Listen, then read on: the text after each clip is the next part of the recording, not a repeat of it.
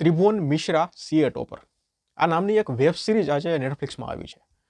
તમને કહી દઉં, જો આ સિરીઝ તમારે જોઈ હોય ને તો 8.5 કલાક તમારે આપવા પડશે, ત્યારે આ સિરીઝની સ્ટોરી પૂરી થશે. સ્ટોરી શું છે? સ્ટોરી કંઈક કેવી છે કહું તમને?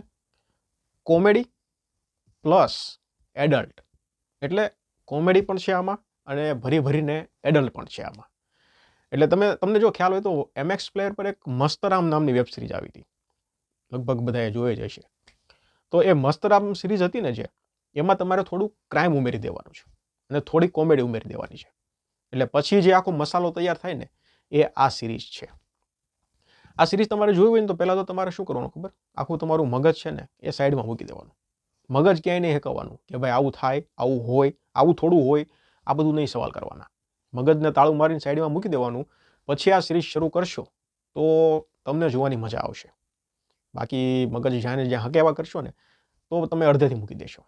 સિરીઝ ખરાબ નથી, પણ સિરીઝ જે રીતે બનાવી છે ને એ આમ તમને એમ લાગશે કે આમ એકદમ સિલી પ્રકારની કહી શકાય ને આપણે, એ ટાઈપની છે. ફેમિલી સાથે જોવાય એવી નથી. ગાળો ભરીને છે અને એડલ્ટ સીન ભરીને છે. ન્યૂડ સીન નથી પણ એડલ્ટ સીન છે, જેના કારણે ફેમિલી સાથે જોવાય એવી ફિલ્મ આ સિરીઝ નથી. એક્ટિંગની વાત કરીએ ને તો જેટલા પણ કલાકારો છે ને બધાની એક્ટિંગ ડિસન્ટ કહી શકાય એવી છે.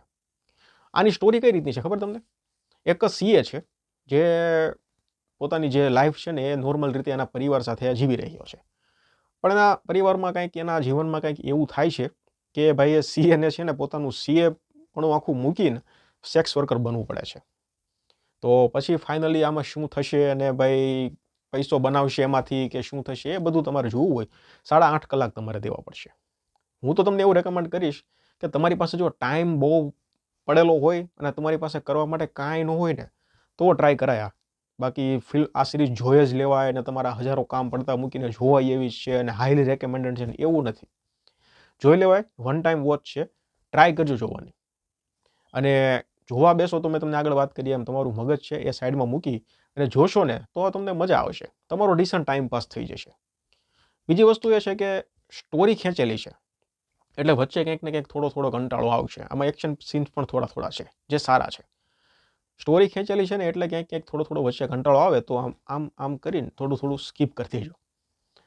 એટલે આ સિરીઝને મને એવું લાગે છે કે 6 એપિસોડમાં જો પતાવી દીધી હોત ને આ સ્ટોરીને તો એકદમ પરફેક્ટ બની. કારણ કે એડલ્ટનેસ છે, થોડું ક્રાઇમ પણ છે, થોડી કોમેડી પણ છે, એટલે બધું થઈ અને એકદમ સ્ક્રીન પ્લે ટાઈટ થઈ જાય ને 6 એપિસોડમાં તો જોવાની મજા આવી જાય. પણ અત્યારે 8.5 કલાક તમારે દેવા પડશે. જોયું હોય તો જોઈ લો, નેટફ્લિક્સ પર અવેલેબલ છે. મારા તરફથી હું 2.5 સ્ટાર આપું છું. ડિસન્ટ વોચ કહી શકાય એવી છે. તમે જોઈ લીધી હોય તો મને કમેન્ટ સેક્શનમાં જણાવો કેવી લાગી. ધન્યવાદ.